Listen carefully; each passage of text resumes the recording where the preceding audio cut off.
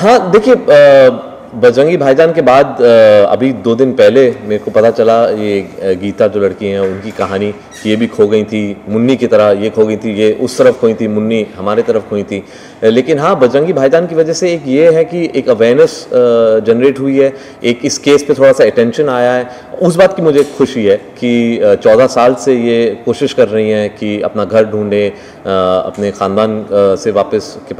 पास वापस जा सकें। अगर बजरंगी भाईजान की वजह से थोड़ा अटेंशन इस केस पे आता है और असल में उनकी फैमिली मिल जाती है तो इससे ज़्यादा खुशी की बात और कुछ नहीं होगी। मेरी वजह से थोड़ा अटेंशन इन चीज़ों पे आया है। जो लोग खो जाते हैं, जो गलती से बॉर्डर क्रॉस कर जाते हैं, उनके साथ क्या होता है।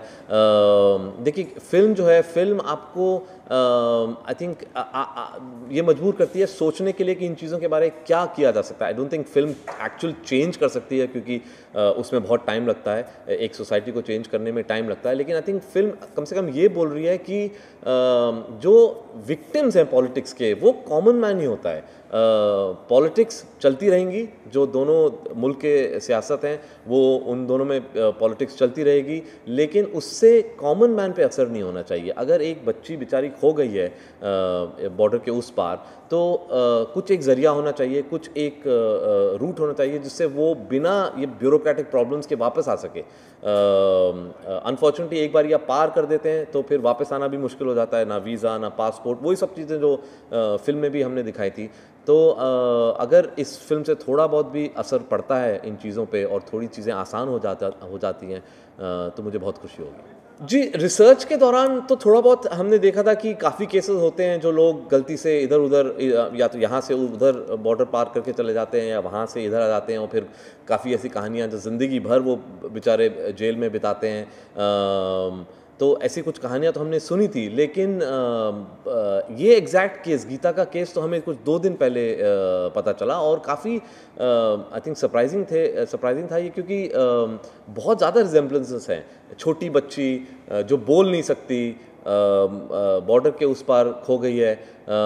तो इसलिए मैंने जब कहानी सुनी और फिर मुझे फ़ोन आए चैनल्स और न्यूज़पेपर से, तो मैंने सोचा कि हाँ, आई थिंक इस चीज़ के बारे में हमें बात करनी चाहिए। अगर किसी भी तरीके से हम हेल्प कर सकते हैं इस पे अटेंशन लाने के लिए, इसके लिए थोड़ा सा और इन्फॉर्मेशन आगे चैनल्स और न्यूज़पेपर्स के ज़रिए ले जा सकते हैं तो अच्छा रहेगा इस केस के लिए। जी, जब ये इस कहानी के बारे में मैंने सुना तो मैंने सलमान को फ़ोन किया। मैंने बताया उनको कि ऐसी एक कहानी है जो काफ़ी सिमिलैरिटीज़ हैं उसकी हमारी फ़िल्म के साथ, तो आई थिंक वो भी काफ़ी सरप्राइज़ हुए और उन्होंने भी ये बोला कि हाँ, आई थिंक चैनल्स और न्यूज़पेपर्स के ज़रिए अगर हम इसके बारे में बात कर सकते हैं, हम ट्वीट पे इसके बारे में बता सकते हैं, ट्वीट कर सकते हैं, तो आई थिंक बेसिकली हम लोग, क्योंकि अभी हमारी फ़िल्म पॉपुलर है, क्योंकि हमारी फ़िल्म अभी चल रही है, बहुत सक्सेसफुल है,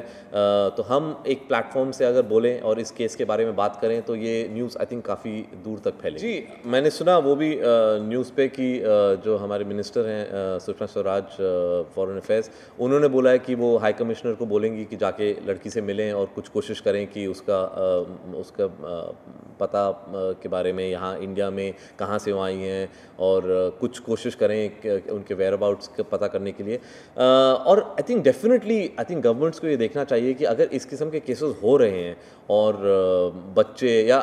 बड़े लोग भी गलती से कभी कभी बॉर्डर क्रॉस कर जाते हैं, या फिशरमैन की स्टोरी हमने सुनी है, वो बेचारे उनको पता नहीं होता लेकिन वो इंटरनेशनल वाटर्स में चले जाते हैं या पाकिस्तान के टेरिटोरियल वाटर्स में चले जाते हैं, या वहाँ के फिशरमैन हमारे टेरिटोरियल वाटर्स में आ जाते हैं। तो एक आई थिंक ज़रिया होना चाहिए, एक अरेंजमेंट होना चाहिए जिसमें बिना उनको प्रिजन में डाले और उनकी पूरी ज़िंदगी जेल में बीते, कुछ ऐसा एक सिस्टम होना चाहिए जहाँ इमीडिएटली उनको वापस भेज दिया जाए। और अगर गीता उसी टाइम वापस भेज दी जाती इंडियन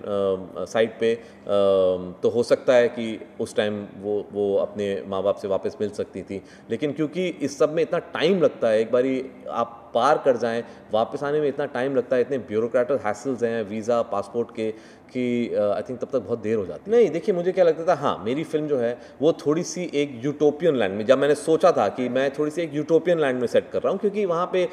सबकी अच्छाई हम देखें और देखें कि जो कॉमन मैन होता है बेसिकली वो अच्छा इंसान होता है। लेकिन गीता के केस में तो जब मैंने देखा कि जिस तरीके से वो कराची में एक फैमिली उनकी देखभाल कर रही है, तो मुझे लगा कि नहीं हो सकता ये यूटोपिया नहीं है कि कि असलियत में भी ऐसे लोग होते हैं जो बिल्कुल जिस तरीके से बजरंगी ने मुन्नी की देखभाल करी थी, उसी तरीके से वो बिल्किस जी एक हैं जो मदद कर रही हैं गीता की, वो भी उसी तरीके से बिल्कुल अपनी फैमिली की तरह देखभाल कर रही हैं। और आपने जब कहा कि लोग टेररिस्ट को सपोर्ट कर रहे हैं या नहीं, आई थिंक ये प्रॉब्लम क्या है कि हमें जो जो एक एस्टैब्लिशमेंट्स के बीच में जो पॉलिटिक्स होते हैं, या जो जैसे टेररिज्म के कुछ ग्रुप्स हैं, वो जो एक्शंस लेते हैं, उसकी वजह से हमें वो उनकी एक्शंस की रिस्पॉन्सिबिलिटी आम आदमी पे नहीं डालनी चाहिए। और क्योंकि वो टेररिज्म और टेररिस्ट का